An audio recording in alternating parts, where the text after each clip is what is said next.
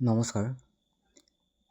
SSC GD কনষ্টেবলৰ exam date, exam city release কৰা হ'ল। আপোনালোকে ষ্টেটাছটো চেক কৰিবৰ কাৰণে আগৰ যোনটো পৰ্টেল আছিলে ssc.nic.gov.nic.in তাত গৈ এতিয়া আপোনালোকে এডমিট কাৰ্ড ডাউনলোড কৰিব নোৱাৰিব। এতিয়া এডমিট কাৰ্ড ডাউনলোড কৰিবলৈ হ'লে আপোনালোকে SSC যোনটো অফিচিয়েল ৱেবছাইট ssc.gov.in তাত গৈ ডাউনলোড কৰিব লাগিব।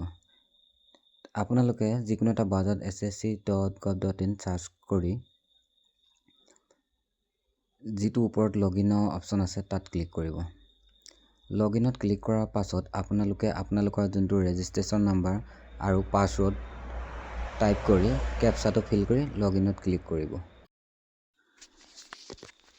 লগইনত ক্লিক কৰাৰ পাছত আপোনালোকৰ সন্মুখত এনেকুৱা এটা ইণ্টাৰফেচ আহিব। এতিয়া আপোনালোকে চাব এইটো যোনটো এডমিশ্যন চাৰ্টিফিকেট বুলি এটা অপশ্যন আছে তাত আপোনালোকে ক্লিক কৰিব লাগিব। তাত ক্লিক কৰি আপোনালোকে এক্সাম চিটি, এক্সাম ডেট এইটো চাব পাৰিব।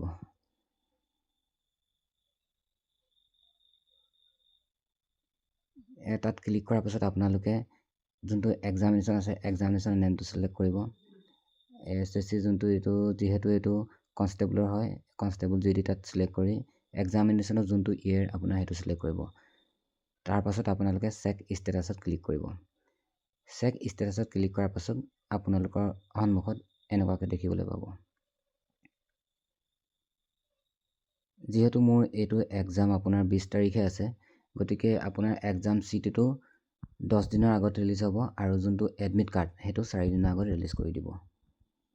এনেকৈ আপোনালোকে আপোনালোকৰ নিজৰ মোবাইলতো ষ্টেটাছটো চাব পাৰিব আৰু এডমিট কাৰ্ড ডাউনলোড কৰিব পাৰিব। ভিডিঅ'টো ইমানেই আছিল। যদি ভাল পালে চেনেলটো ছাবস্ক্ৰাইব কৰিব আৰু শ্বেয়াৰ কৰিবলৈ নাপাহৰিব বন্ধুসকলৰ লগত।